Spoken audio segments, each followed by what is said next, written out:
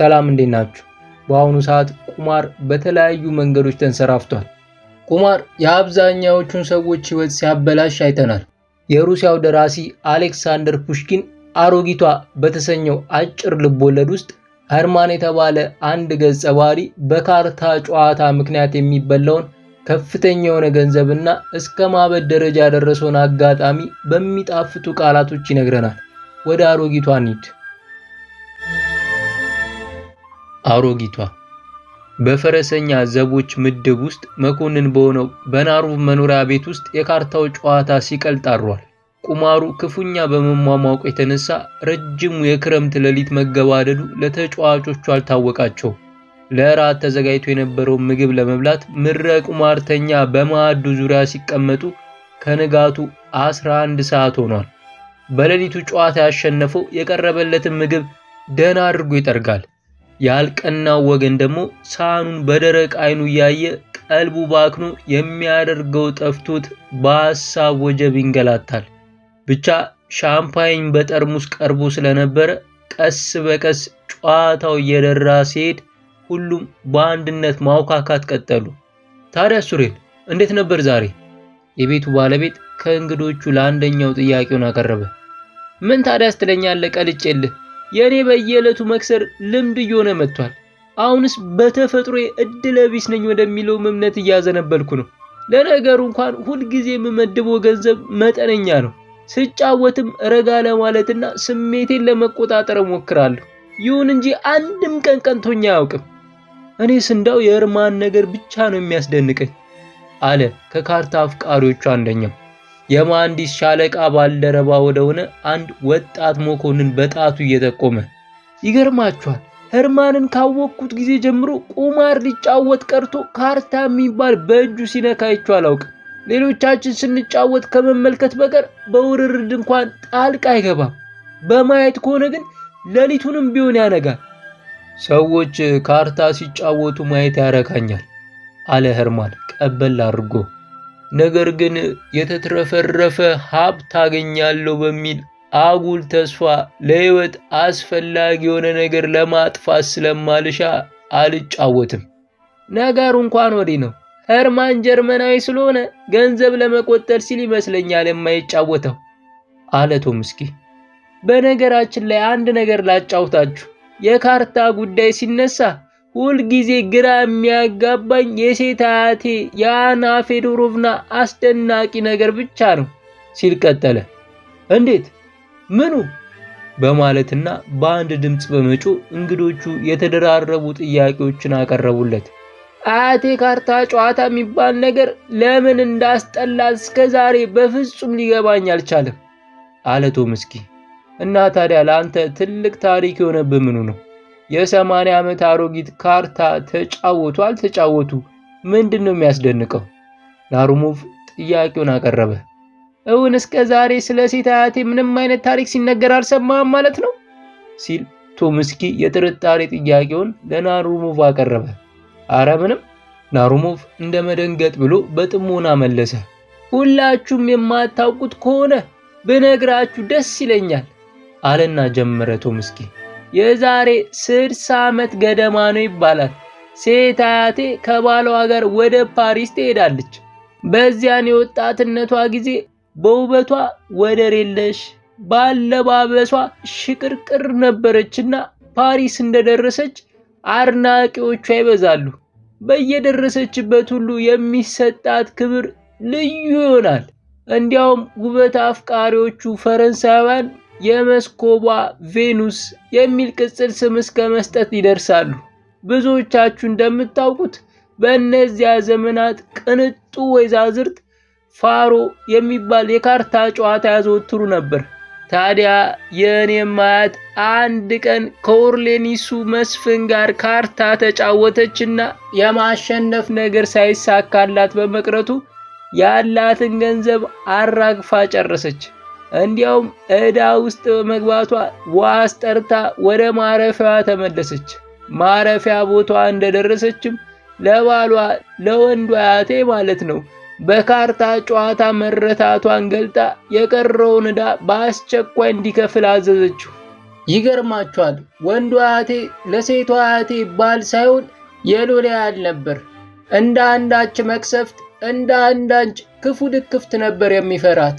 ይሁን እንጂ ስለ ቁማርና ስለ ኪሳራዋ በሰማ ጊዜ ራሱን ለመቆጣጠር አልቻለም። አበደ። በደም ፍላት ተቆጣ። ቱግ አለ። እሳት ለብሶ እሳት ጎርሶ። እንደ ወትሮ ደካማና ታዛዥ ሊሆንላት አልቻለም። ወዲያው የሂሳብ ማስለያውን አነሳና ወደ ፓሪስ ከመጡ ጊዜ ጀምሮ ስላባከኑት ገንዘብ መጠን በመግለጽ በቁማር የመጣ ዕዳዋን እንደማይከፍል እቅጩን ነገራት።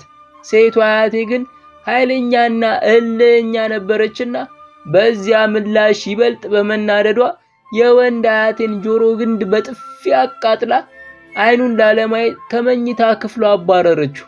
በተከታዩ ቀን ወንዱ አያቴ ሐሳቡን ለውጦ እንደሆነ በማለት ጥያቄዋን እንደገና ብታቀርብም አልሆነላትም። በምንም አይነት ሐሳቡን ልታስቀይረው እንደማትችል የተረዳችው አያቴ ግራ ተጋብታ የምታደርገው ጠፍቷት ከዕዳዋ ተፋጣ ቁጭ አለች። በመጨረሻ በዚያው በፓሪስ ከተማ ይኖር የነበረ አንድ ወዳጇ የሆነ ሰው ትዝ ይላታል። ሳን ጀርማ ይባላል። ብዙ ጥበባዊና አስደናቂ ስራዎችን የሚፈጽም በመሆኑ በመላው ዓለም ሰፊ ዝናን ያተረፈ ነበር። ምናልባት እናንተም ስሙንና ዝናውን ሰምታችሁ ይሆናል። የሰው ፍቅር ያለውና ተግባቢም ነበር ይባላል። ታዲያ ሴት አያቴ እስከ ዛሬ ድረስ ነፍሷ ምንጥቅ እስኪል ይህን ሰው ትወደዋለች። እሷ ፊት ስሙን በክፉ ቀርቶ በደግ እንኳን ማንሳት አይቻልም።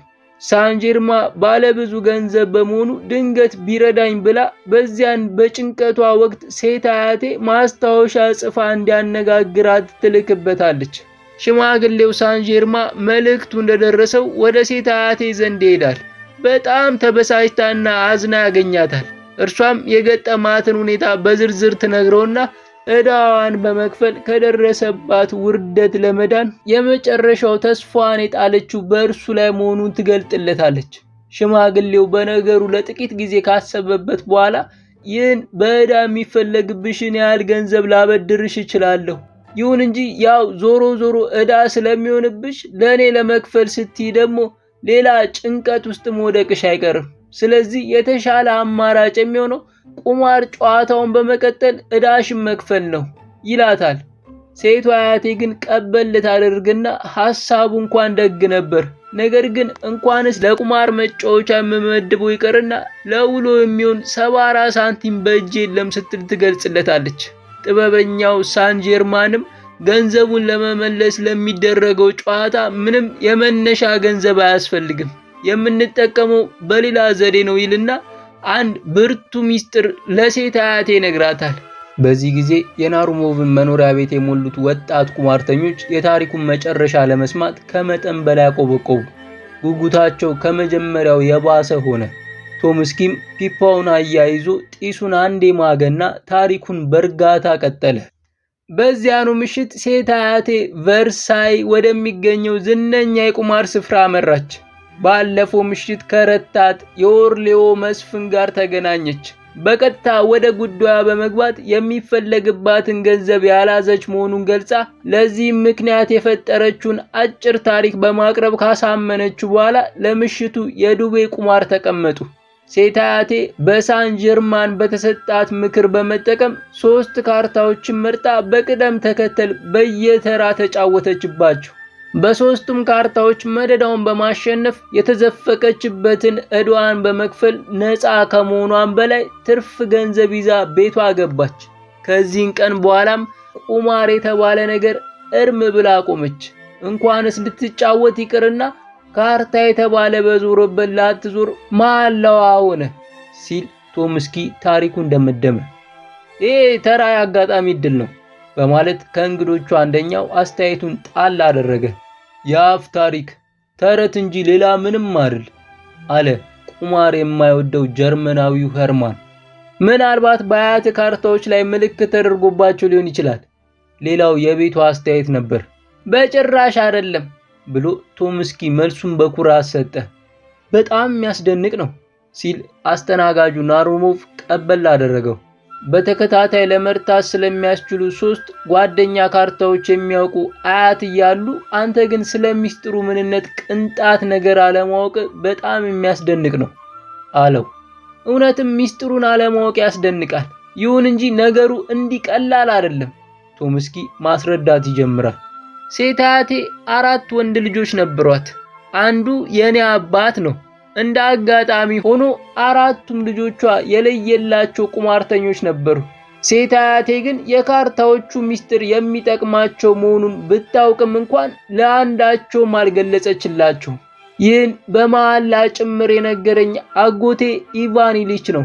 የሚገርመው ግን ለቤተሰባችን ምንም ዝምድና ለሌለው ለቻፕሊስቲክ አያቴ የካርታዎቹን ሚስጥር ገልጻልታለች ይባላል። መቼም ከመካከላችን ሟቹን ቻፕሊስቲክን የማያስታውስ ያለ አይመስለኝም። በሚሊዮን የሚቆጠር ገንዘቡን በቁማር አውድሞ በድህነት ሲማቀቅ የኖረ ሰው ነውና ሁላችሁም ታውቁታላችሁ። ታዲያ ይሄው አሲዳም ቻፕሊስቲክ አንዴ በወጣትነቱ ጊዜ ነው 300,000 ሩብል በቁማር ያሟጥጥና ባዶ እጁን አጨብጭቦ ቁጭ ይላል። ክፉኛ ተስፋ ይቆርጣል።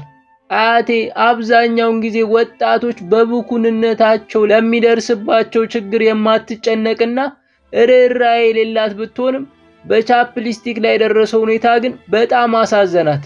በዚህ ምክንያት ቻፕሊስቲክ ገንዘቡን ካስመለሰ በኋላ ለወደፊቱ ቁማር የሚባል ባለበት ድርሽ እንዳይል አስጠንቅቃ የ3ቱን ካርታዎች ሚስጥር ትነግረዋለች።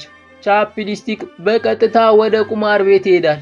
ሴት አያቴ በነገረችው መሰረት የመጀመሪያውን ካርታ በመሳብ 50,000 ሩብል ይመድባል፣ ያሸንፋል። በሁለቱ ካርታዎች አከታትሎ በመጫወትም ተበልቶ የነበረ ገንዘቡን በሙሉ አስመልሶ ትርፍም ያገኛል። ቶምስኪ ንግግሩን ሲፈጽም የምግቡን ጠረጴዛ የከበበው ቁማርተኛ ሁሉ በነገሩ ተማርኮ በመፍዘዝ ይመለከተው ነበር። በመጨረሻም እንግዲህ ለዛሬ የሚበቃን ይመስለኛል፣ ለ12 ሰዓት ሩብ ጉዳይ ስለሆነ መተኛቱ አይከፋም በማለት ቶምስኪ ሐሳቡን ደመደመ። ወጣቶቹ በየብርጭቋቸው ውስጥ ያለውን መጠጥ ጨላልጠው እያዛጉ ሲበታተኑ የንጋት ብርሃን ክፍሉን ወገግ አድርጎት ነበር። አሮጊቷ የቶምስኪ አያት በመልበሻ ክፍሏ ውስጥ ከመስታወቱ ፊት ለፊት ተቀምጣለች። 3 ደንገጥሮቿ ዙሪያዋን ከበው ያጊጧታል። አንዷ የፀጉር ማስያዣዎች፣ ሌላዋ ቅባትና መኳኳያ ይዛ ቆማለች። ሶስተኛዋ ደግሞ ፍም የመሰለ ቀይ ጥብጣብ ያለው የሴት ባርኔጣ አንጠልጥላለች። በአሮጊቷ ገጽ ላይ የወጣትነቷ ጊዜ ውበት ለአመል ያህል እንኳን አይታይም፣ ሙልጭ ብሎ ረግፏል። በአፍላነቷ የነበሩት የውበት ጸዳልና ትኩስ ሙቀት በእርጅና መስመሮችና ቅዝቃዜ ከተተኩ በጣም ረጅም ጊዜ ሆኗል። የቀራት ነገር ቢኖር ከብዙ ዘመናት ጀምሮ በየዕለቱ ስትፈጽሙ የኖረችው የመጋጋጥ ልምዷ ብቻ ነው። በየቀኑ ለመተጣጠብ፣ ለመኳኳል፣ ለመቀባባትና ለመከሸን የምታጠፋው ጊዜና የምታባክነው ጉልበት በወጣትነቷ ጊዜ ከ60 ዓመታት በፊት ከነበረው ቅንጣት አልተለወጠም። ከአሮጊቷ እልፍ ብሎ አንዲት ወጣት ኮረዳ ከመስኮቷ አጠገብ ተቀምጣለች። ከአሮጊቷ ጋር የምትኖር የቅርብ ረዳቷ ናት። እንደምን አደሩ አያቴ? ወጣቱ መኮንን ፖል ቶምስኪ ወደ ክፍሉ እየገባ ሰላምታውን አቀረበ። ጤና ይስጥልኝ ወይዘሪት ሊዝ፣ የዛሬው አመጣጤ አንድ ነገር እንዲያደርጉልኝ አያቴን ለማስቸገር ነው አለ። ምንድነው የምትሻው ፖል? አለች አሮጊቷ ድክም ባለ ድምፅ። አንድ የቅርብ ጓደኛ አለኝ። አርብ ማታ በሚደረገው ግብዣ ላይ ተገኝቶ ከእርሶ ጋር እንዳስተዋውቀው መልካም ፈቃዱን ነው የምጠይቀው። ታዲያ ምን አለ? ለዚህ ነው ጭንቁ? በቀጥታ ወደ ግብዣው ቦታ አምጣውና ከእኔም ጋር እዚያው ታስተዋውቀዋለህ። አሮጊቷ በሰለቻ አንደበት መልሱን እንደ ዘበት ወርወር አደረገችና የጀመረችውን መጋጋጥ ለማጠናቀቅ በሶስቱ ደንገጥሮቿ ታጅባ በመጋረጃ ወደ ተከለለ ሌላ ክፍል ገባች። ቶምስኪና ወጣቷ ሊዝ ብቻቸውን ቀሩ። ማንን ነው ከአያት ጋር ለማስተዋወቅ የፈለግከው? ወጣቷ ሊዛቤታ ኢቫኖቭና ድምጿን ለስለስ አድርጋ ጠየቀች። ናሩሞቭ የሚባል ነው፣ ታውቂዋለሽ? ቶምስኪ በጥያቄ መለሰላት። አላውቀውም። ለመሆኑ ወታደር ነው ሲቪል? ወታደር። ተዋጊ መሐንዲስ? አይደለም፣ ፈረሰኛ ነው። ግን መሐንዲስ የሚለውን ከምን አመጣሽው? በይ ወጣቷ ልጃገረድ በመጠኑ ሳቅ አለች። መልስ ግን አልሰጠችም። ቶምስኪም መልሱን ሳይጠብቅ ከአሮጊቷ የመልበሻ ክፍል ወጣ። ሊዛቬታ ኢቫኖቭና በመልበሻ ክፍል ውስጥ ብቻዋን ቀረች። በእጇ የያዘችውን ጥልፍ ለጥቂት ጊዜ ስትተበትብ ቆየችና ድንገት ሳይታወቃት አይኖቿን ከስራዋ ላይ ነቅላ በሐሳብ ቅዝዝ በማለት በመስኮቱ በኩል ታስተውል ጀመር። ወዲያው አንድ ሎጋ መኮንን የመሐንዲስ ክፍል መለዮና የደንብ ልብሱን ለብሶ ባሻገር ከሚታየው ጎዳና ከአንደኛው ጥጋት በኩል ብቅ አለ። የሊዝ ጉንጮች ድንገት ፍም መሰሉ። አንገቷን ሰበር አድርጋ በስራዋ ላይ አቀረቀረች። ወዲያው አሮጊቷ በአማሩ ልብሶች ተሸትራ ከመጋረጃው ጀርባ ብቅ አለች። ሊዛቬታ፣ ለሽርሽር ወጣ ስለምንል ሰረገላው እንዲቀርብ ትዕዛዝ ስጪ አለቻት። ሊዝ የምትሰራውን ጥልፍ ወደ ጎን አኖረችና ከተቀመጠችበት ተነስታ ዕቃዎቿን መሰብሰብ ጀመረች። ሊዛቬታ ኢቫኖቭና ከጥቂት ደቂቃዎች በፊት በመስኮት በኩል የተመለከተችው መልከ ቀና የተዋጊ መሐንዲስ መኮንን በየዕለቱ ከቤቱ ባሻገር መንገዱ ላይ የተገተረ የአሮጊቷን መኖሪያ ማስተዋል ከጀመረ ብዙ ቀናት አልፈውታል። ሊዛ ይህን የደስደስ ያለው መኮንን በሌላ አጋጣሚና ቦታ ባታውቆም በየዕለቱ ከቤታቸው ባሻገር ቆሞ አያሌ ሰዓቶችን ባሳለፈ መጠን በእርሷም ላይ ልዩ ስሜት እያሳደረባት ሄደ። ከዚያ ጊዜ በፊት የማታውቀው አይነት ስሜት ስለ መኮንኑ ይሰማት ጀመር። ለብዙ ቀናት መኮንኑ ወደ ቤታቸው አካባቢ የሚያመጣው ምክንያት ግልጽ ሳይሆንላት ቢቆይም በመጨረሻ የመኮንኑ አብይ ዓላማ እሷን መፈለግ እንደሆነ ከልቧ አመነችበት። አንድ ቀን ጠዋት መኮንኑ በተለመደው ቦታ እንደቆመ ሊዛ ለመጀመሪያ ጊዜ ሞቅ ያለ ፈገግታዋን ጋበዘችው። ይህ በየቀኑ በአሮጊቷ መኖሪያ ላይ አፍጥጦ የሚውለው መኮንን ጀርመናዊው ኸርማን ነው። የካርታ ጨዋታ ደስ ቢለኝም እንኳን በቁማርነት ስለማልወደው ለመጫወት አልሻም የሚለው ኸርማን ቶምስኪ የአሮጊት አያቱን 3 ካርታዎች ታሪክ ሲያወጋ ከሰማበት ሌሊት ጀምሮ ስለ ካርታ ጨዋታ የነበረው አስተያየት ተለውጧል። የእነዚያን 3 ካርታዎች ምስጢር ለማወቅና ቢቻልም ሊጠቀምባቸው የመፈለግ ስሜቱ ከዚያን ጊዜ ወዲህ ክፉኛ ተነሳስቷል። እኚህ አሮጊት የካርታዎቹ ምስጢር ቢገልጡልኝ ምንኛ መልካም በሆነ ነበር አለ ኸርማን። ታሪኩን ከቶምስኪ ከሰማ በኋላ አንድ ቀን ለብቻው ሆኖ አሮጊቷ ዘንድ በቀጥታ ሄጄ ብጠይቃቸው የካርታዎቹ ምስጢር ሊገልጡልኝ ፈቃደኛ የማይሆኑበት አንዳችም ምክንያት ሊኖር አይችልም። የብዙ ገንዘብ ባለቤት ለመሆን ያለኝን ፍላጎትና ምኞት ሁሉ በዝርዝር ብነግራቸውና አጥብቄ ብለምናቸው ሊያዝኑልኝም ይችላሉ ሲል አሰበ፣ ብቻውን ከህሊናው ጋር እየተሟገተ። ይህን ሐሳቡን አውጥቶ አውርዶ በሰፊው አውጠንጥኖ ሲያበቃ የቶምስኪን አያት ለመተዋወቅና የፍላጎቱን ለመጠየቅ የግሉን ውሳኔ አሳለፈ። በዚህም መሰረት ነበር በየቀኑ ወደ አሮጊቷ መኖሪያ አካባቢ እየሄደ ተገትሮ መዋል የጀመረው።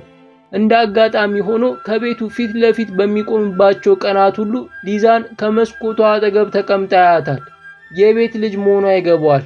ከዚያች መልከ ቀና ልጅ ጋር ወዳጅነት ቢመሰርት ደግሞ ወደ አሮጊቷ ዘንድ ቀርቦ ለመተዋወቅና ጥያቄውን ለማቅረብ መንገዱ ይበልጥ ቀና እንደሚሆንለት ይገምታል። ስለዚህ የቅድሚያ ትውውቁን ከሊዛ ጋር ለማድረግ ወሰነ። አንድ ቀን ሊዛና አሮጊቷ ለሽርሽር ወደ ውጪ ለመሄድ ከቤት ወጥተው መንገድ ዳር በመቆም ሰረገላው እስኪቀርብ ይጠብቃሉ። ሰረገላው ቀርቦ አሮጊቷ ቀድማ ወደ ሰረገላው ስትገባ ሊዛ ወደ ኋላ ቀረት ብላ ነበርና በእጇ መዳፍ ውስጥ አንዲት ወረቀት ሸጎጥ ሲደረግላት ተሰማት። ወረቀቱን በእጇ ውስጥ ያስቀመጠውን ሰው ለማየት ዞር ስትል ለብዙ ቀናት በመስኮት በኩል በሩቅ ስታየው የቆየችው ወጣት መኮንን አጠገቧ ቆሟል። ሊዛ የመሸበርም ሆነ የሌላ ስሜት ምልክት ሳታሳይ ወረቀቱን በእጅ ሹራቧ ወይም ጓንቷ ውስጥ ሻጥ አድርጋ ቀልጠፍ በማለት ወደ ሰረገላው ገባች። ከሽርሽሩ መልስ በኋላ ሊዛ በፍጥነት ወደ መኝታ ክፍሏ ገብታ የኸርማንን ወረቀት አወጣች። መልእክቱን ለማወቅ ቸኩላ ነበርና የተጣጠፈውን ወረቀት በፍጥነት ዘረጋግታ ንባብ ጀመረች። ደብዳቤው ኸርማን ለመልከ ቀኗ ጉብል ያለውን አክብሮትና ፍቅር በሚገልጹ ቃላት የተሞላ ነው። ጽሑፉ በሙሉ ከአንድ በጀርመንኛ ቋንቋ የተጻፈ ዕውቅ ልቦለድ ውስጥ ተቆንጽሎ የተገለበጠ ነበር። ሊዛ ግን ይህን አታውቅም ነበርና ጽሑፉ የራሱ የኸርማን መስሏት በወጣቱ መኮንን የሥነ ጽሑፍ ችሎታና መልእክቱ ስለተቀነባበረበት ቋንቋ ውበት ክፉኛ ተደነቀች። በደብዳቤው ደስ የተሰኘችው ሊዛ ወዲያውኑ መልስ ጻፈች። በተከታዩ ቀን ኸርማን በተለመደ ስፍራው እንደቆመ ሊዛ ወረቀቷን በመስኮት በኩል ጣል አደረገቻት። በጉጉት ይጠባበቅ የነበረው መኮንን ወዲያውኑ መንገዱን አቋርጦ ወደ ቤቱ ጥግ ቀረበና ወረቀቷን ብድግ አድርጎ በአካባቢው ወደምትገኝ አንዲት ሱቅ በመግባት ማንበብ ጀመረ። ከ3 ቀናት በኋላ ሌላ ደብዳቤ ለሊዛ ደረሳት። ሁለተኛው ደብዳቤ መጣላት በአንዲት ትንሽ ልጅ አማካኝነት ነበር። መልስ ግን አልሰጠችው። ይሁን እንጂ ኸርማን አመቺ በሆኑ መንገዶች ሁሉ እየተጠቀመ ደብዳቤዎች በተከታታይ መላኩን ቀጠለ። በደብዳቤዎቹም ዘወትር የሚገልጠው በቅድሚያ ለሊዛ ያለውን ፍቅርና አድናቆት ሲሆን ከዚያ በማያያዝ ደግሞ ፍላጎቱን ከግብ ለማድረስ ይረዳው ዘንድ የሩቅ ትውውቃቸው በቅርብ ግንኙነት እንዲጠናከር በግልና በቅርብ ሊያገኛት የሚችልበትን ቀጠሮና ቦታ እንድትገልጥለት ይጠይቃል። ኸርማን ለደብዳቤዎቹ መልስ ባያገኝም ያለ መሰልቸት ደብዳቤዎች መላኩን ቀጠለ። አንድ ቀን ጥያቄው መልስ አገኘ። ሊዛ በቅርብ ልትገናኘው ፈቃደኛ መሆኗን የሚገልጠው ደብዳቤዋ ደረሰው። ዛሬ ማታ ይላል ሲናፍቀው የቆየው የሊዛ ደብዳቤ። ዛሬ ማታ የአገር አምባሳደር በሚያደርጉት የዳንስ ግብዣ ላይ ለመገኘት ከእማማ ጋር አምባሳደሩ መኖሪያ እንሄዳለን። በዚያም እስከ ሌሊቱ 8 ሰዓት እንቆያለን። እኛ ወደ ግብዣ እንደሄድን የቤቱ ውስጥ ሰራተኞችና አሽከሮችን በሙሉ ወደ የመኖሪያቸው ይሄዳሉ። የሚቀር ሰው ቢኖር ዘበኛው ብቻ ነው። እሱም ቢሆን ወደ ክፍሉ ሄዶ አረፍ ይላል እንጂ በሩ ላይ ተገትሮ አያመሽም። ስለዚህ ለመገናኘት አመቺ ሁኔታ ይኖረናል። ወደ ቤት ውስጥም የምትገባበት ዘዴ እንዲህ ነው። ልክ ከምሽቱ 5 ሰዓት ተኩል ሲሆን ትመጣለህ። ዋናውን የቤቱን በር ከፍተህ በመግባት ወደ ፎቅ ትወጣለህ። ድንገት ሰው ቢያጋጥምህ ቀልጠፍ ብለህ እማማን እንደምትፈልግ ተናገር። በቤት ውስጥ አለመኖሯንና ግብዣ ቦታ መሄዷን ስለሚነግሩ ምንም ችግር ሳይገጥምህና ሳይነቃብህ ይቅርታ በመጠየቅ ተመልሰህ ለመውጣት ትችላለህ። ነገር ግን ምንም እንደማይገጥምህ አምናለሁ። ስለዚህ ፎቁ ላይ ከወጣ በኋላ ከአዳራሹ በስተግራ በኩል በማምራት ወደ አሮጊቷ መኝታ ክፍል ትደርሳለህ። ክፍል ውስጥ ስትገባ በመጋረጃ የተከለሉ 2 በሮችን ታገኛለህ። በስተቀኝ ያለው ወደ አሮጊቷ የጥናትና የንባብ ክፍል የሚያስገባ ስለሆነ እርሱን በመተው በስተግራ ያለውን ከፍተህ ወደ ውስጥ ለፍ። እዚያም በምታገኛት ደረጃ ወጥተህ የምትደርስበት የኔ መኝታ ክፍል ነው። በዚህ ሁኔታ ገብተህ ከክፍሌ ውስጥ ቁጭ ብለህ ከግብዣው እስክንመለስ በትዕግስት ጠብቀኛለህ። ኸርማን የቀጠሮ ሰዓት ሲደርስ ንፋስ እንደሚያርገበግባት ቅጠል የሰራ አካሉ ይንዘፈዘፍ ጀመር። ሳያውቀው ሁለመናው ተርበተበተበት።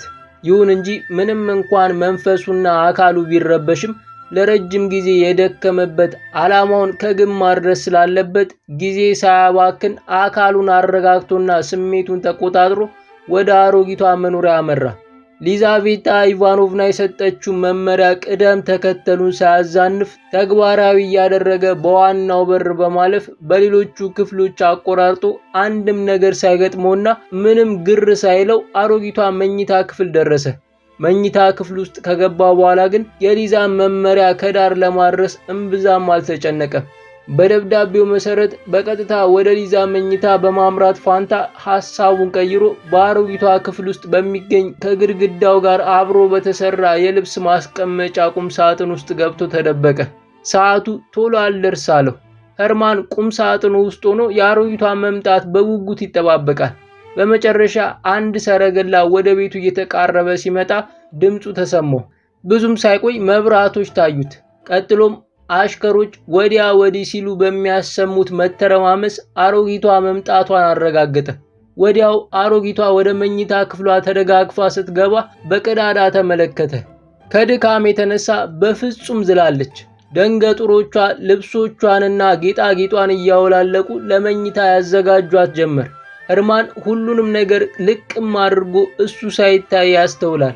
ብቻ ከአጉል እምነት ጋር የተቀላቀለ ፍርሃት አልፎ አልፎ ሰውነቱን ወረር ሲያደርገው ይታወቀዋል።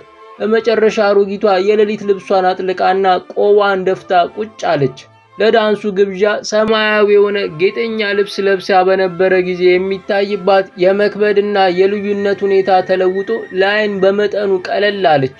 በምሽቱ አልጋው ላይ ጎኗን ከማሳረፏ በፊት ማድረግ እንዳስለመደችው በአንድ ጠረጴዛ አጠገብ በሚገኝ ምቹ ወንበር ላይ በጸጥታ ቁጭ አለች። ደንገጡሮቿ ተከታትለው ከክፍሉ ወጡ። ብቻዋን የቀረችው አሮጊቷ በተቀመጠችበት ወንበር ላይ ሆና ቀስ በቀስ ወደፊት ወደ ኋላ መወዛወዝ ጀመረች። በሐሳብ ከመዋጥ ወይም በእድሜ ብዛት ከመደንዘዝ የተነሳ አእምሯ አካባቢዋን ጨርሶ የዘነጋ ይመስላል። እንዲህ ባለ ሁኔታ እያለች አሮጊቷ አይኖቿን ከርና በወንበሯ ላይ ወደፊት ወደ ኋላ ስትወዛወዝ ህርማን ከተደበቀበት ቁምሳጥን ቀስ ብሎ ወጣ። ኮሽታ የሰማችው አሮጊት አይኖቿን ገለጠችና እንቅልፍ ባደበዘዘው አመለካከት ቤቷን ደፍሮ የገባውን ሰው ታስተውለው ጀመር። በእግዚአብሔር ይሁንብዎና አይደንግጡ አለ ህርማን ረጋ ባለ ድምፅ። አመጣጤ እርሶ ላይ ጉዳት ላደርስ ሳይሆን አንድ ውለታ እንዲያደርጉልኝ ለመለመን ነው። አሮጊቷ በጸጥታ ትመለከቷለች። የሚናገረው ሁሉ ምኑም የገባት አትመስልም። ህርማንም በበኩሉ ደንቆሮ ትሆናለች የሚል ሐሳብ በአእምሮ ስለመጣበት ወደ አንደኛው ጆሮዋ ጠጋ ብሎ የመጀመሪያውን ንግግር ጎላ ባለ ድምፅ ደገመው። አሮጊቷ ላይ ግን ቅንጣት ለውጥ አይታይም። እርሶ አንዲት ሰባራ ሳንቲም ሳያወጡ እኔን ከበርቴ ለማድረግ ይችላሉ። ወጣቱ ልመናውን ቀጠለ። የሶስቱን ካርታዎች ሚስጥር ከነገሩኝ በቂ ነው። በሌላ አላስቸግሮትም። ደግሞ አሮጊቷ ለመናገር የፈለገች ይመስል በጥብቅ የተጋጠሙ ከናፍሯን ስታላቀቅ የተመለከተው ህርማን የመጀመሪያውን ውትወታ ሳይጨርስ አንጠልጥሎ ተወው።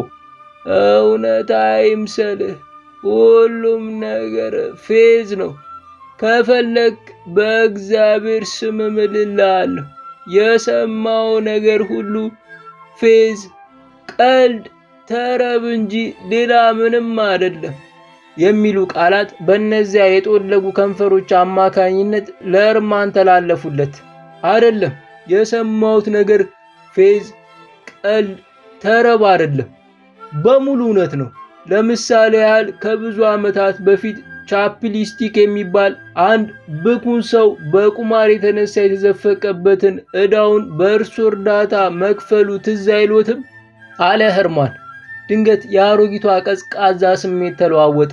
ለአንድ አፍታ ቦግ ያለው ውስጣዊ ስሜቷ በውጫዊ ገጽታዋ ላይ ተከሰተና የሞቀ ህይወት የዘራች መሰለች። ግን ብዙም ሳትቆይ ወደ ቀድሞ ቅዝቃዜዋ ተመለሰች። የግዴለሽነት መንፈስ ጎልቶ ይታይባት ጀመር። ህርማን ለጥቂት ጊዜ በዝምታ ከቆየ በኋላ ትዕግስት ባጣ ድንፋታ እነዚህ አዚመኛ ካርታዎች የትኞቹ እንደሆኑ ትነግርኛለሽ አትነግርኝ? በማለት ጠየቃት። መልስ ግን አላገኘም። ወዲያው ወጣቱ ህርማን አንድ ሽጉጥ ከኪሱ አወጣና መተተኛ ጠንቋይ፣ በልመና እምቢ ካልሽ በግድ ትናገራለሽ ሲል አሮጊቷ ላይ አንባረቀ። አሮጊቷ ሽጉጡን ስታይ ለሁለተኛ ጊዜ የሰራ አካላቷ በህይወት ሙቀት የተሞላ መሰለና ወዲያው ጭንቅላቷን ወደ ኋላ አወናጭፋ ጥይቱን ለመከላከል በሚመስል ሁኔታ ሁለት እጆቿን ወደፊት ዘረጋቻቸው። ወዲያው ደግሞ ሁለቱም እጆቿ ተዝለፍልፎ በግራና በቀኝ በኩል ቁልቁል ተንጠለጠሉ። በወንበሩ ላይ የተኮፈሰው አካሏ እንቅስቃሴ አጥቶ ጸጥ አለ። ምንም ቢያደርግ ምንም መልስ ባለማግኘቱ የተበሳጨው ህርማን ጠጋ አለና ከማንገላታት በማይሻል ሁኔታ አንዱን ክንዷን ለቀም አድርጎ ማስፈራራቱን ሊቀጥል ሲል አሮጊቷ በድን መሆኗን ተመለከተ። ልብ ብሎ ሲያስተውል በድንጋጤ መሞቷን ተረዳ። ይህ ሁሉ በሚከናወንበት ወቅት ሊዛቬታ ኢቫኖቭና የዳንስ ልብሷን እንዳጠለቀች በመኝታ ክፍሏ ውስጥ ተቀምጣ ከሐሳቧ ጋር ትሟገታለች። ከግብዣው ስፍራ ከአሮጊቷ ጋር ከተመለሰችበት ጊዜ አንስቶ በአእምሯ ብዙ ነገሮችም አውጥታ አውርዳለች። ከግብዣዋ መልስ ወጣቱን መኮንን በመኝታ ክፍሏ ውስጥ እንደምታገኘው ገምታ ነበር፣ ግን አላገኘችውም። ቢሆንም ደግሞ በሁኔታው ቅር አልተሰኘችም፣ አልተቆጨችም። እንዲያውም መጠነኛ እፎይታ ተሰምቷታል። ይሁን እንጂ ፍጹም የአእምሮ እፎይታ ማግኘት አልሆነላትም። ሐሳቧ በሰፊው ይባዝናል። አእምሯ ብዙ ነገሮችን ያውጠነጥናል። በተለይ በዚያ ምሽት በግብዣ ቦታ ከአሮጊቷ የልጅ ልጅ ከቶምስኪ ጋር ሲደንሱ ያጫወታት ነገር ነበር በይበልጥ በአእምሮዋ የሚመላለሰው። ከቅርብ ጊዜ ጀምሮ በሊዛና በህርማን መካከል የተፈጠረውን የሩቅ ግንኙነት ጥሩ አድርጎ የተገነዘበ መሆኑን ቶምስኪ ከገለጠላት በኋላ የህርማንን ልዝብ ጋኔልነት በዘዴ ጠቁም አድርጓታል። ገጹ የናፖሊዮንን ውበት የያዘ ቢሆንም ልቡ ግን የሳጥናኤል ነው ያለው አነጋገር በአእምሯ ውስጥ እየደጋገመ ያስተጋባል። ህርማን ድንቅና ማራኪ ሰው መሆኑ ባያጠያይቅም በሶስት የተለያዩ ወንጀሎች እንደሚታማ ቶምስኪ በምሽቱ ዳንስ ላይ ጨረፍ አድርጎላታል። ስለ ህርማን የተነገሩትን እነዚያን ሁኔታዎች ስትሰማ ያሳየችው መደናገጥ እርሷ ስለ ህርማን ያላትን ስሜት ቶምስኪ በይበልጥ እንዲረዳው የሚያደርግ መሆኑን ገብቷታል። የግብዣው ቦታ ውይይታቸው በአጋጣሚ ምክንያት ባይቋረጥ ኖሮ ስለ ህርማን ሌላም ብዙ እንደምትሰማ እርግጠኛ ነበረች። ሊዛ ከግብዣው መልስ በኋላ በመኝታ ክፍሏ ውስጥ ሆና ከቶምስኪ ጋር ስላደረገችው ውይይትና ስለ ህርማን ስለሰማቻቸው ጉዳዮች ስታንሰላስል የመኝታ ክፍሏ በር በድንገት ተከፈተ። ሐሳቧ ተበታትኖ ወደ በሩ ፊቷን ስታዞር ህርማንን ደጃፍ ላይ ተገትሮ አየችው። በድንጋጤ ወደ ኋላ ፈገፈገችና በኃይል ትንቀጠቀጥ ጀመር። የት ነበርክ? ፍርሃት ባፈነው ሹክሹክታ ጠየቀችው። አሮጊቷ መኝታ ክፍል ውስጥ ነው የቆየሁት። በነገርሽ ላይ አሮጊቷ ሞታለች። ረጋ ያለው የህርማን መልስ ይህ ነበር። ሞታለች? ምንድነው የምታወራው? በል ሊዛ ጮኸች። ሰበብ የሆንኩባት እኔ ነኝ አላት። የሊዛ አእምሮ ከመቅጽበት ወደ ብዙ አቅጣጫዎች በማተኮር የተለያዩ ጉዳዮችን መዳሰስ ጀመረ። በምሽቱ የዳንስ ጨዋታ ላይ ቶምስኪ የነገራት ሁሉ እንደ ቀትር ብርሃን ወለል ብሎ ታያት። ህርማን በዝግታ መስኮቱ ጠርዝ ላይ ቁጭ አለና ጠቅላላ ታሪኩን ከስር ጀምሮ አጫወታት። ወጣቱ መኮንን ሲያወጋ ውቢቱ ሊዛ የምታዳምጠው በተሸበረ መንፈስና በጥላቻ ስሜት ነበር። እነዚያ ሁሉ የፍቅር ደብዳቤዎች፣ ያ ሁሉ እሷን ለማጥመድ የወጣችበትን አሽትቶ መከታተል፣ አላስቀምጥ ብሎ ለመተዋወቅ መማጠን ዓላማው ለእውነተኛ ፍቅር እንዳልሆነ በግልጽ ተረዳችሁ። ህርማን ከእርሷ ይፈልግ የነበረው ንጹሕ ፍቅር ሳይሆን አምሮቱ ሌላ እንደሆነ ገባት። የህርማን ፍላጎት ገንዘብ መሆኑ ተገለጠላት። ምስኪኗ ሊዛ የተፈለገችው እሷ እንዳሰበችው የፍቅር አጋር እንድትሆን ሳይሆን የህርማንን የገንዘብ ፍላጎትና የወንጀል ተግባር ለማሟላት የሚያስችል አገልግሎት እንድታበረክት መሆኑ ተረጋገጠላት። ሊዛ ምርር ብላ ማልቀስ ጀመረች። ህርማን ጸጥ ብሎ ያስተውላታል። ይሁን እንጂ የእርሱንም ልብ አንዳች ነገር ሲያሰቃየው ይሰማዋል። ስቃዩን ያስከተለበት የሊዛ እንባ ወይም ሐዘን አይደለም። በአሮጊቷ መሞትም ቢሆን ቅንጣት ጸጸት አልተሰማውም። በዚያን ሰዓት የእሱን ልቦና የሚያብጠለጥለው ለህሊናው የሚታየው አንድ ነገር ብቻ ነበር። ለዕድሜው ሙሉ የሚያበቃውንና የሚያዝናናውን ሀብት ለማግኘት የሚያስችሉትን ካርታዎች ሚስጥር ከአሮጊቷ ሳያገኝ መቅረቱ ነበር። አውሬ ነህ! ሊዛ እንባዋን ከዓይኖቿ ላይ እያደራረቀች ጮኸችበት። እመኚኝ ሊዛቤታ ኢቫኖቭና፣ አሮጊቷን ለመግደል ምንም ፍላጎት አልነበረኝም። ተመልከች፣ በሽጉጡ ውስጥ ጥይት እንኳን የለም አላት። ለማንኛውም አሁን ከዚህ ቤት እንዴት ነው የምትወጣው? ሊዛ ጥያቄዋን በመጨነቅ አቀረበች። ሌሊቱ እየነጋ ነው። ትንሽ ከቆየ ሰው ያያል። ወደ ሚስጥር መተላለፊያው በር የሚያደርሰው በአሮጊቷ የመኝታ ክፍል አቋርጦ ነው። እኔ ደግሞ አስከሬኗ በተጋደመበት በኩል ለማለፍ ምንም ድፍረት የለኝም አለችው። ህርማን እንደ ልማዱ ረጋ ብሎ ግድ የለም አቅጣጫውን ንገርኝና አንቺን ሳላስቸግር እኔው መንገዱን አገኘዋለሁ አላት። ሊዛ የስውር መተላለፊያዎቹን አቅጣጫ በዝርዝር አስረድታ ማንም ሳያየው ወደ ዋናው ጎዳና የሚያስወጣውን የሚስጥር በር ቁልፍ ሰጠችው። ወጣቱ መኮንን የደም ዝውውሩ የተቋረጠበት ይመስል እንደ በረዶ የቀዘቀዘውን የሊዛን እጅ ጨበጠና ከክፍሉ ወጣ። የአሮጊቷ ሞት በአካባቢዋና በሚያውቁት ሰዎች ዘንድ እምብዛም መተራመስንና መደናገጥን አልፈጠረም። በጣም አርጅታ ስለነበር ሞቷ ለረጅም ጊዜ ሲጠበቅ ቆይቷል። ቀብሩ ከ3 ቀናት በኋላ ሲፈጸም ህርማንም በስነ ስርዓቱ ላይ ለመገኘት ወደ ቤተ ክርስቲያኑ አመራ።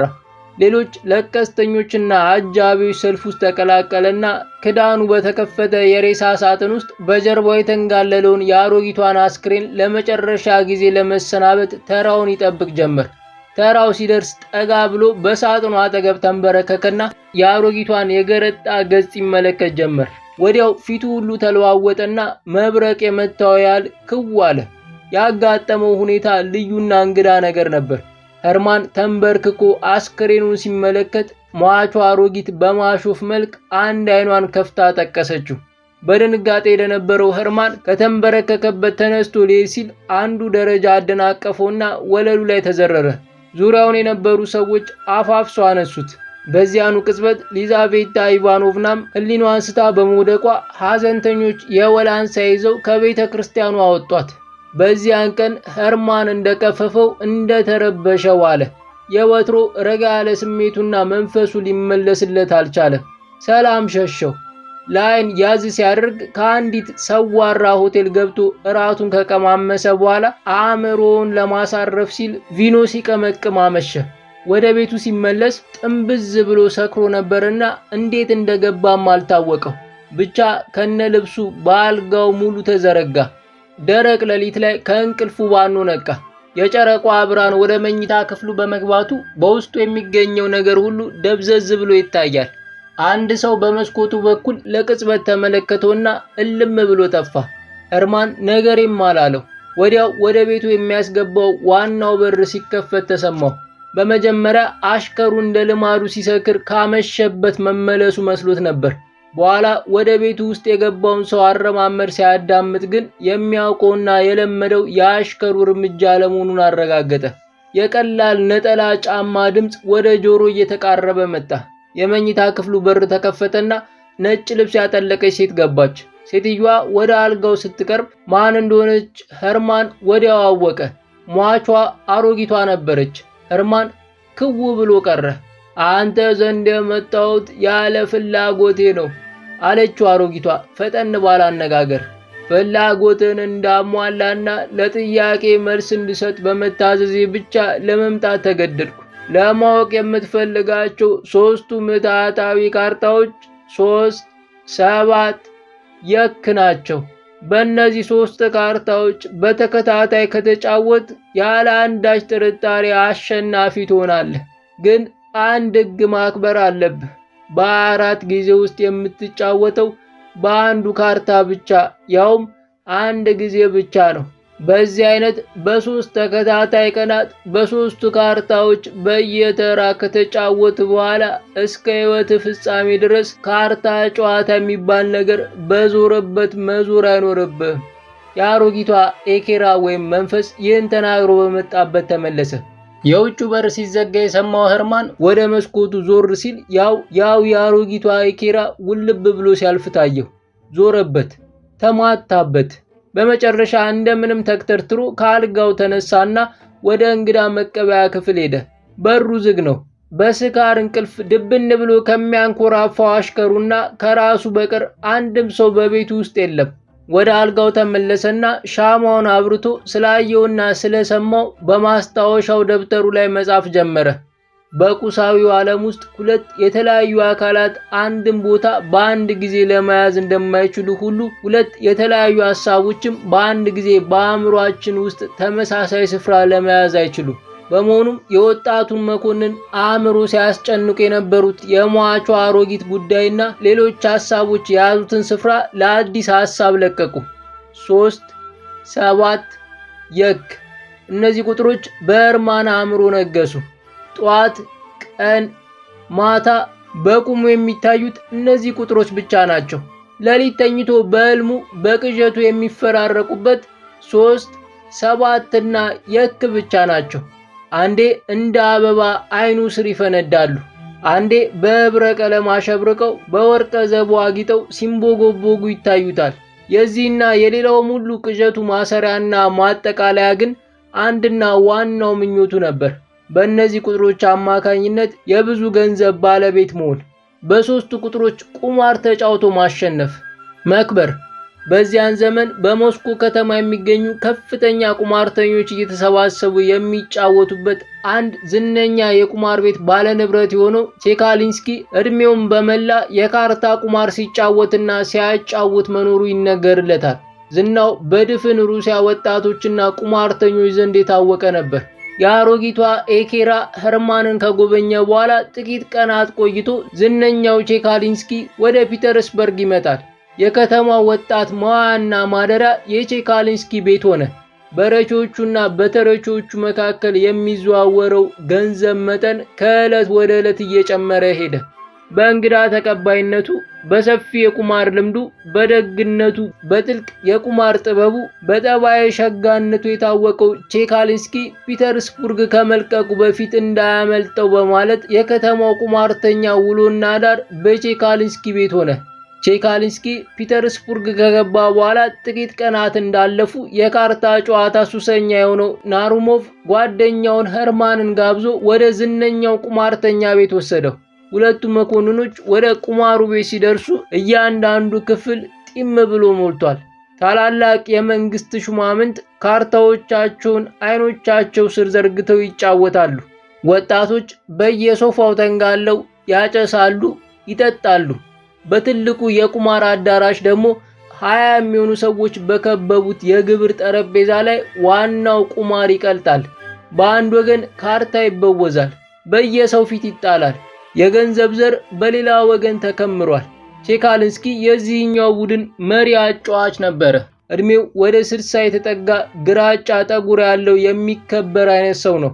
ፍም በሚመስለው ፊቱ ላይ ቀለኛና ተጫዋች የመሆኑ ባህሪ ጎልቶ ይነበባል። ዘወትር ብርሃን ከማይለያቸው አንጸባራቂ አይኖቹ ዝቅ ብሎ የማያቋርጥ ፈገግታ በከንፈሮቹ ዙሪያ ይታያል። ናሩሞቭ ሄርማንን ከቼካሊንስኪ ጋር አስተዋወቀው። ዝነኛው ቁማርተኛ ሞቅ ባለ መንፈስ የሄርማንን እጅ ጨብጦ በቤቱ ውስጥ እንዳሻው ከመሆንና ከመዝናናት እንዳይቆጠብ ካበረታታው በኋላ የካርታ ጨዋታውን ወደ መምራቱ ተመለሰ። የተጀመረው ጨዋታ ሲያበቃ ካርታዎቹ ተበወዙና ሌላ አዲስ ዙር ተጀመረ። እኔም ካርታ እንድስብ ይፈቀድልኝ አለ የመጀመሪያውን ጨዋታ ሲመለከት የቆየው ሄርማን በአንድ ወፍራም ቁማርተኛ አዛውንት አናት ላይ እጁን ዘርግቶ። አጫዋቹ እጅ በመንሳት አዎንታዊ መልስ ሰጠው። ለብዙ ጊዜ የጠበቀው ዕለት መድረሱን የተረዳው ሄርማን አንድ ካርታ ለብቻው አይቶ ሳበና የሚመድበውን ገንዘብ መጠን በመጻፊያው ሰሌዳ ላይ በጠመኔ ጫር ጫር አደረገ። ይቅርታ ጌታዬ፣ የጻፏቸው ቁጥሮች በደንብ ስላልታዩኝ የመደቡት ምን ያህል እንደሆነ ቢገልጡልኝ አለ አጫዋቹ በትህትና። 47,000 ሩብልስ አለ ሄርማን በቀዝቃዛ ሁኔታ። በአዳራሹ ውስጥ የነበሩ አይኖች በሙሉ ወደ እርሱ አፈጠጡ። ይህ ሰው አብዷል መሰለኝ አለ ጓደኛው ናሩሞቭ በሐሳቡ። ይቅርታ ጌታዬ፣ የመደቡት ገንዘብ በጣም የበዛ ይመስለኛል። በዚያ አካባቢ በአንድ ጨዋታ ይህን ያህል ገንዘብ ተመድቦ አያውቅም አለ ቼካሊንስኪ ያን ዘላለማዊ የሚመስል ፈገግታውን እያሳየው። እና ቢበዛስ? ዋናው ቁም ነገር በዚህ መደብ ለመጫወት ትፈልጋላችሁ አትፈልጉም የሚለው ጥያቄ ነው። ሄርማን ጥቂት በስጨት ብሎ መለሰ። ነገሩስ ማለፊያ ነው አለ ቼካሊንስኪ ቀበል አድርጎ። ይሁን እንጂ በዚህ መደብ መጫወት ካስፈለገ ለመተማመን እንዲረዳና የኋላ ጭቅጭቅን ለማስወገድ እንዲያመች የመደቡን መጠን በጽሑፍ ከመግለጽ ይልቅ ጥሬውን ገንዘብ በጠረጴዛው ላይ ማድረጉ የሚሻል ይመስለኛል። ሄርማን የባንክ ቼክ አወጣና ለቼካሊንስኪ ሰጠው። ቼኩን አገላብጦ ከመረመረው በኋላ ሄርማን በሳቦ ካርታ ላይ አስቀመጠው። ተስማሙ። የመጀመሪያው ካርታ በስተቀኝ በኩል ሲጣል 9 ሆነ። ሁለተኛው በስተግራ በኩል ሲጣል 3 ቁጥር ወጣ። 3 አልባብ ወጥቷል። ቁጥሩ የኔ ነው። ሄርማን የሳቦን ካርታ ሲገለብጠው 3 መሆኑ ተረጋገጠ። አዳራሹን የሞላው ሰው አንዴ ተተረማመሰ። ሁሉም ያልጎመጉም ጀመር። በድንጋጤ የተመታው ቼካሊንስኪ ለአንዲት ሰኮንድ ያህል ፊቱ የሞተ ያህል ተከፋና እንደገና የተለመደ ፈገግታውን ለበሰ። ያለ አንዳች ጭቅጭቅ 47,000 ሩብልስ ለሄርማን ቆጥሮ አስረከበው። ሄርማን አንዲት ብርጭቆ የሎሚ ጭማቂ ጠጣና በፍጥነት ከአዳራሹ ወጣ። በሁኔታው የተደነቀው ጓደኛው ናሩሞቭ በቆመበት ፈዞ ቀረ። በተከታዩ ዕለት ምሽት ሄርማን ወደ ቁማሩ ቤት አመራ። ጨዋታው ደርቶ ቼካሊንስኪ ያስተናግዳል፣ ያጫውታል፣ ይበላል፣ ያስበላል። ኸርማን ወደ መጫወቻው ጠረጴዛ ተጠግቶ ሲቆም ጠረጴዛውን የከበበው ተጫዋች በሙሉ መንገድና ቦታ ለቀቀለት። አስተናጋጁ ቼካልስኪ ሞቅ ባለ ስሜት ተቀበለው። የተጀመረው ጨዋታ አብቅቶ አዲስ ጨዋታ ሲጀመር ኸርማን የሚፈልገውን አንድ ካርታ ሳበና 94,000 ሩብልስ በጥሬ ገንዘብ መደበ። ግማሹ የቀድሞ ንብረቱ፣ ግማሹ ደግሞ ባለፈው ምሽት ያሸነፈው ተደምሮ መሆኑ ነው። ቼካልስኪ ካርታውን በወዘና አንድ በስተቀኝ ለራሱ ጣለ። ሼባ ወጣ። አንድ ካርታ በስተግራ ለኸርማን ሲመታ 7 ቁጥር ሆነ። ኸርማን የሳበውን ካርታ ለሁሉም አሳየ። 7 ነው። አሁንም አሸነፈ። በአዳራሹ ውስጥ ያልደነገጠ፣ ያልተገረመ ወይም ሁኔታውን ለራሱ ያልተመኘ አልነበረም። ቼካልስኪ በሕይወቱ ሙሉ በተለይም በቁማር ጨዋታ ላይ ከተሰማራበት ጊዜ አንስቶ ታይቶበት በማያውቅ ሁኔታ ተረበሸ። ነገር ግን ምንም የሚያደርገው ነገር ስላልነበረው 94,000 ሩብልስ ቆጥሮ አንዳችም የመደነቅ ምልክት ለማይታይበት ለኸርማን አስረከበው። ወጣቱ መኮንን በ188,000 ሩብልስ ኪሱን አሳብጦ ወጣ። በሚቀጥለው ምሽት ኸርማን እንደ ሁለቱ ቀን ልምዱ ሰዓቱን ጠብቆ በሕይወቱ ውስጥ የመጨረሻ ወሳኝ ለሚሆነው ጨዋታ በቁማሩ ቤት ተገኘ። ምድረ ቁማርተኛ ይህን ጉደኛ የተባለ ሰው አቁብቁቦ ይጠባበቀዋል። ባለፉት 2 ምሽቶች የተፈጸመውን ልዩ የሆነ የቁማር ታሪክ ሰምተው ነገር ግን የዓይን ምስክር ለመሆን ባለመብቃታቸው የተቆጩ ሌሎች ሰዎችም ተጨማምረዋል። ታላላቅ የመንግስት ሹማምንት የተለመደውን ረጋ ያለ ጨዋታቸውን ትተው በሰፊው የተወራለትን የኸርማንን ያልተለመደ አይነት ጨዋታ ለመመልከት በጠረጴዛው አካባቢ ቆመዋል። በየጥጋቱ ተበታትነው የነበሩ ወጣት መኮንኖችም አመቺ ቦታ ይዘዋል። በቁማሩ ቤት ውስጥ አገልግሎት የሚሰጡ ወንድ አሳላፊዎች በሙሉ ስራቸውን እየጣሉ ተመልካች ሆነዋል። ኸርማን ወደ ትልቁ ጠረጴዛ እንደደረሰ ለመጫወት ዝግጁ መሆኑን ገለጸ። ፊቱ ያለ ወትሮ ቢገረጣም እንኳን የሞቱን ፈገግታ ለማሳየት የሚሞክረው ቼካልስኪ አዲስ ፓኮ ከፍቶ ያወጣቸውን ካርታዎች በጥንቃቄና በጥበብ በወዛቸው። ኸርማን ካርታዎቹን ቆረጠና የሚጫወትበትን አንድ ካርታ ከሳበ በኋላ በቁጥሩ በኩል ጠረጴዛው ላይ ደፋው። በላዩ ላይ 188,000 ሩብልስ ጫነበት። የምሽቱ መደብ መሆኑ ነው። ኸርማን በዓለም ላይ ያለውን ጠቅላላ ንብረት መደበ። ቼካልስኪም ተመጣጣኝ ገንዘብ ሲመድብ የምሽቱ ጨዋታ የሚካሄደው በ376,000 ሩብልስ ላይ ሆነ። በዚያን ጊዜ ሁለቱን ሰዎች ለሚያዩዋቸው ሁሉ ቁማር ለመቆመር ሳይሆን በተኩስ ለመፋለም የተፋጠጡ መሰሉ። በቤቱ ውስጥ የመቃብር አይነት ጸጥታ ነገሰ። ቼካልስኪ በሚንቀጠቀጥ እጅ ጨዋታውን ጀመረ። የመጀመሪያውን ካርታ በስተቀኝ በኩል ሲጥል ንግስት ባለጦር ብቅ አለች። ሁለተኛውን ካርታ በስተግራ ሲመታ የክ ወጣ። አልባብ ወጥቶልኛል፣ የክ ይባላል አለ ኸርማን የሳበውን ካርታ ከጠረጴዛው ላይ አንስቶ ለህዝቡ እያሳየ። ኦ ንግስትን ገድያታለሁ አለው ቼካልስኪ ረጋ ባለ አኳኋን። ኸርማን እጢው ዱብ አለ። ፊቱን የሞላው ደም ከመቅጽበት ቁልቁል ወርዶ ገጹ ነጭ ሆነ። ቀስ ብሎ አንዴ ጠረጴዛው ላይ ያሉትን ካርታዎች፣ አንዴ ደግሞ በእጁ የያዘውን ካርታ በየተራ ተመለከታቸው። አይኖቹን ለማመን አልቻለም። በጨዋታው መጀመሪያ ላይ የሳበው ካርታ የክ መስሎት ነበር። አሁን እንደሚያየው ግን የእርሱ ካርታ ንግስት ባለጦር ናት። ንግስት ደግሞ ለቼካልስኪ ገብታለች።